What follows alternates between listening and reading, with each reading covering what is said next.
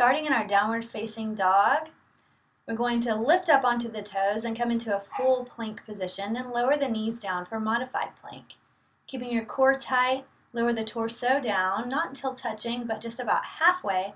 Elbows go back. And we're getting 5 modified chaturanga push-ups. Keep your belly tight, belly button sucked in toward the spine, pelvic floor muscles tight. Finish your 5th one, and we'll sit all the way back for child's pose. Take a few big deep breaths. Coming right into our downward facing dog, again for 5 more push-ups. Modified version on your knees or the full version being up on your toes. So we'll lower down 1, hugging the elbows in tight, 2, breathe in, 3, 4, squeezing the belly button in toward the spine, and 5.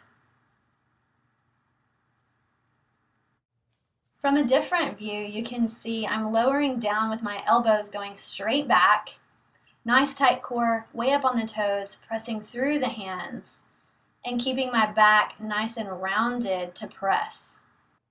We'll come straight down onto our elbows, walk the toes in. I'm going to do some dolphin push-ups. 1, press it up. 2, press up for 3, lift those hips. 4, belly's in tight. And 5. From a different view, you can see that I'm raising up both hands at the same time, keeping my hips high, head toward the floor, and squeezing as I lift. Now you can go one hand at a time. There's a lot of rocking going on here. So try to keep yourself stable. And if you have to go up one hand at a time, make sure you alternate using the left first and then the right. Settle onto the knees and back for child's pose, taking a few big deep breaths to relax, elbows to the floor if you need that rest, and preparing for our final arm workout.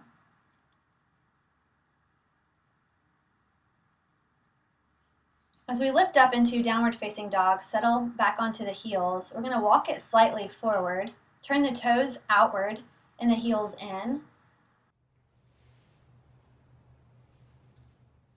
Then you'll reach your elbows in as close to your shins as you can, and knees come up underneath the armpits. Squeezing the belly tight, let's lift one foot, lower it down, rock back up onto the hands, lift the other foot, balancing and squeezing. Taking both feet down, adjusting if you need to, and then leaning forward, keeping the hips high and the low belly in tight, pelvic floor muscles squeezing.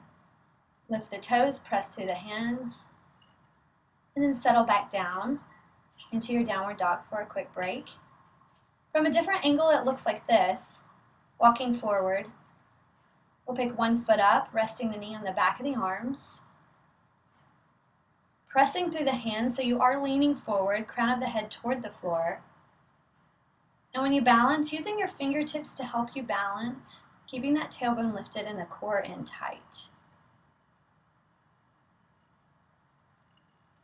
From downward dog, we'll sit back into our child's pose, rest and relax here for a few big deep breaths, and go through our crow balance one more time. The crow incorporates not just arm strength, but lots of core strength.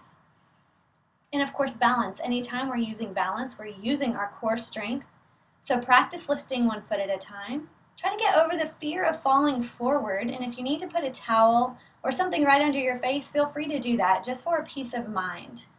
And when you're ready, hovering for as long as you can. Take a few big deep breaths while you're there. See if you can hold for 1, 2, 3 breaths. Rest, step back. Settle down for child's pose.